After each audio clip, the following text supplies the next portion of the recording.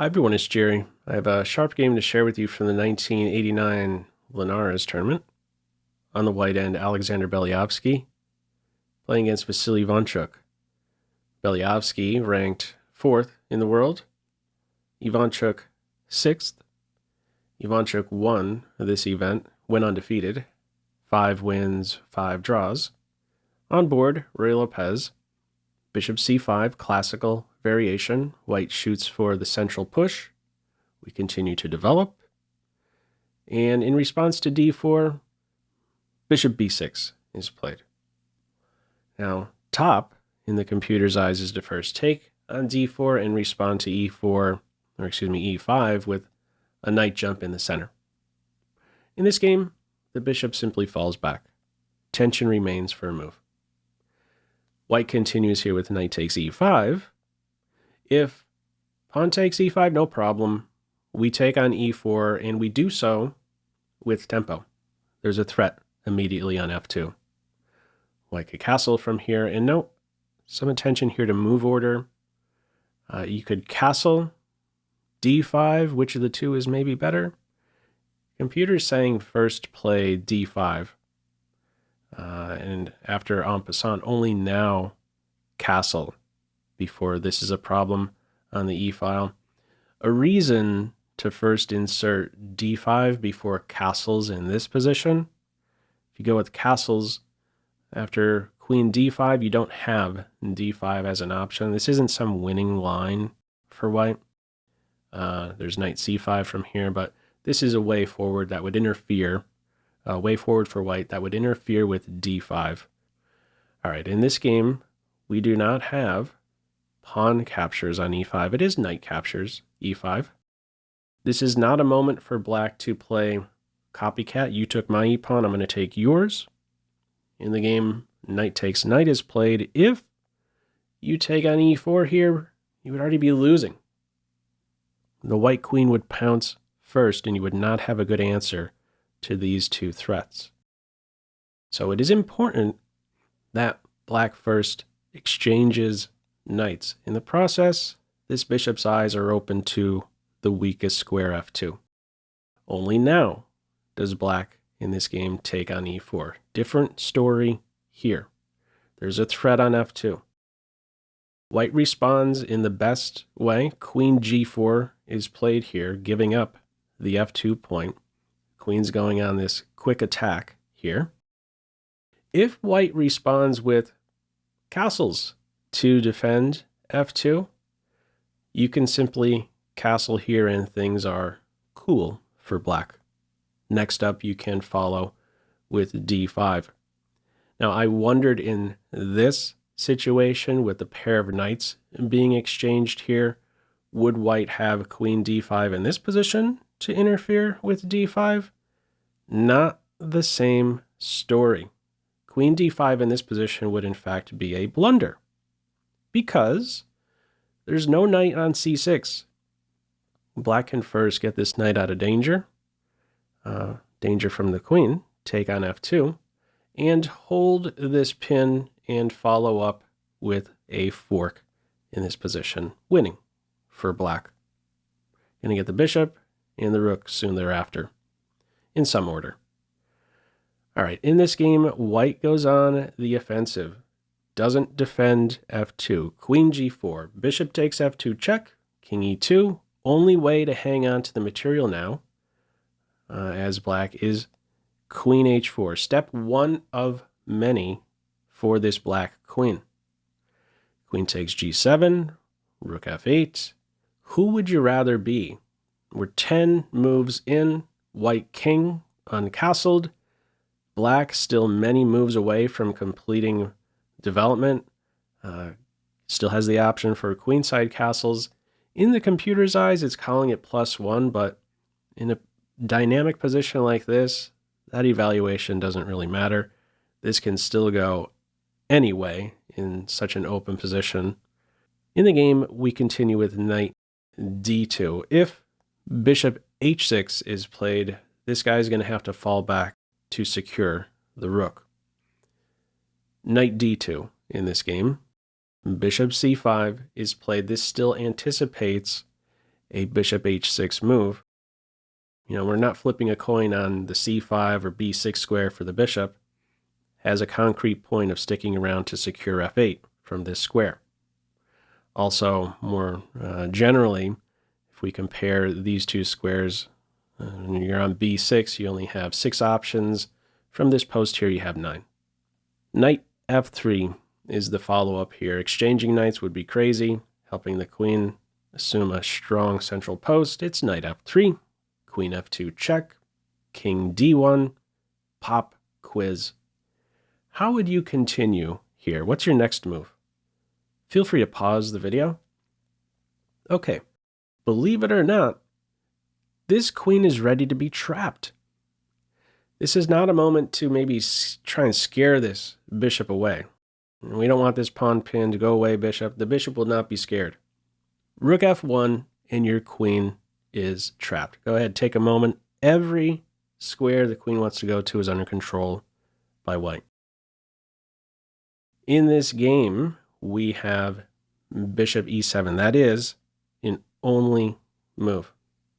A couple squares have now opened up for the black queen. She won't be trapped now. Rook e1 follows. This knight doesn't have many options. You can't really move the knight here. Black must go on a counterattack at this stage. If you move the knight to c5, you're robbing the queen of those 2 squares.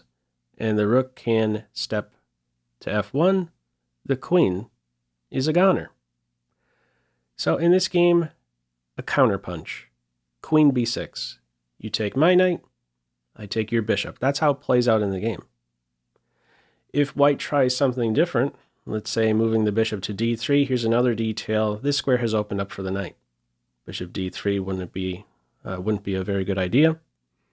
Bishop c4 may seem attractive, but do know this is a move black wants to get in, and it would now hit with tempo, even if, as black, you're giving up a pawn.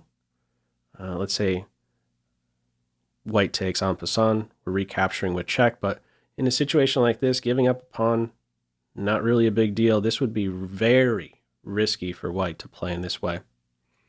There's a check, there's a follow-up bishop e6, and before you know it, one move away from, I'm going to say, just being winning. Even though it's an even position, I'm saying winning because if you could bring it to a point where your king is tucked away, nice and cozy, it's not going to end well for Team White. That's all it's going to take for black to have fantastic winning chances. Get your king to a safe square. This king is forever vulnerable. In this game, we do not have bishop to c4. Rook takes knight, queen takes bishop, maybe a check one day on f1. That's cut out. Queen c6, not just to any square. Open position. Let's keep pressure on something. Give direction to the opponent. Pressure on the rook. What are you going to do? Queen takes h7 is there to defend the rook. We need a complete queenside development. d5 hits with tempo. In the game, pawn takes en passant. Queen takes with check. Rook counterpunch. Queen b6. And queen e2. Let's pause for a moment. Notice both queens in this approximately even position. What are they doing? They have more than one role.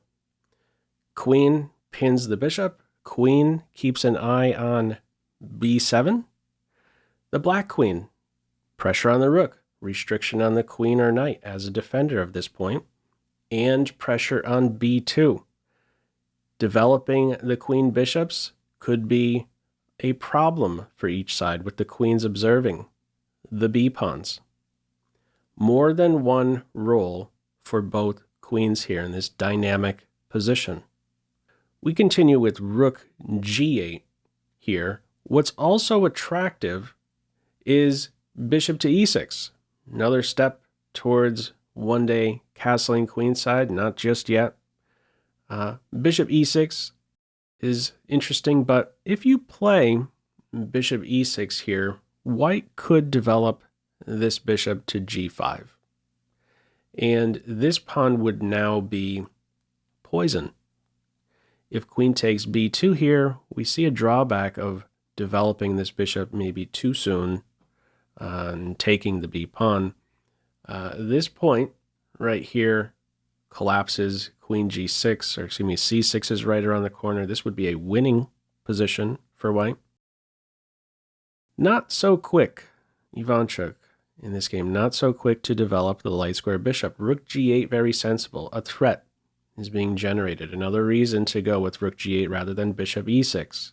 What are you going to do, Team White, about the g2 pawn? Also, because the rook is on g8, this guy now has another interesting option. This is a reason to go with rook, a rook move before a bishop move. The rook supports a bishop g4 move. Now, maybe e6, maybe g4. White's response here is with bishop to e3. This turns out to be the blunder. If g3 is played to parry the threat on g2, there you go. Bishop g4 is there. This knight is much more sensitive. Queen as the lone defender. If white tries bishop g5 here, trying to take advantage of this pinned bishop, that would be a blunder.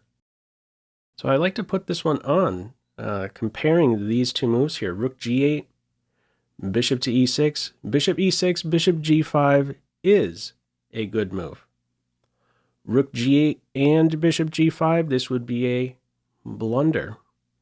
There is a top move here for black in rook captures bishop, followed up with this star deflection tactic, bishop f5.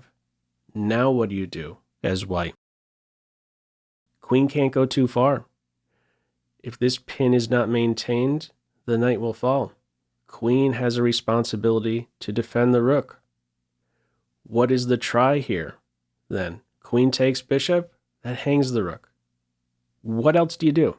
If you want to maintain the pin while also defending the rook, this means you would have to play to e5 or e3. If you go to e5, there's f6 with a fork. And in response to e3, one little cool move here, king f8, and white is in trouble. This king is fine here, no way to get at him. There's a problem here. We're ready to activate our final piece. Really dangerous position for white with these two bishops. All right, in this game, we do not see, in response to rook g8, we do not see bishop to g5. We get this blunder, bishop e3 in the game. What is considered best here for white is queen h7, with then queen g6 offering a queen exchange. Queen h7 not played. It is bishop e3. I believe white, in playing bishop e3, underestimated the quick pressure black would exert on the light squares. The black queen continues to run wild in this game, now taking out the b pawn with tempo, rook b1, and now the g pawn knocked out. This is now especially sensitive. Right around the corner, bishop g4 is there. How to handle that threat? In the game, rook b5 is played. If something else, for instance, let's say the queen is challenged with rook d2, there can follow queen g6, and this will force the queens off. Exchanging queens, black is up a pawn, still has the bishop pair. This is a decisive advantage for black. White cannot afford a simple queen exchange at this stage. What's played here? Rook b5, bishop g4, and now rook f5.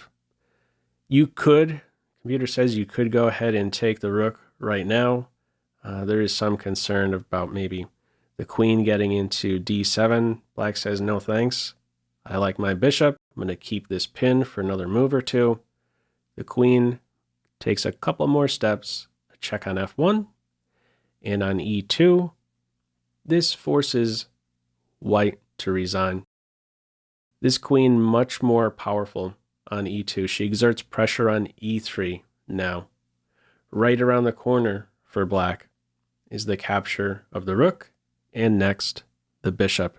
In this position, the queen is overloaded. 2 jobs, too many.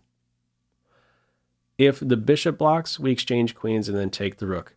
In response to everything else, rook block, knight block, any of the king moves, you can respond in the same way. So let's just see what that looks like. Rook d2, there you go. This is that same move you could play in each case. You just take the rook and then the bishop and enjoy being up a full rook in the end. This check is nothing. We simply scoot over to our only legal move. The game could also end in a sharper way. This would be one of the worst moves to play here as white. Let's say king c1. We take the rook, and as soon as this guy is unpinned, yep, we would have a mate in 2. Queen b2. Ball game. All right, this queen really ran wild in this game. She made 11 moves. This was her path in this game. 11 of the 25 moves, 44% of all moves made by the black queen.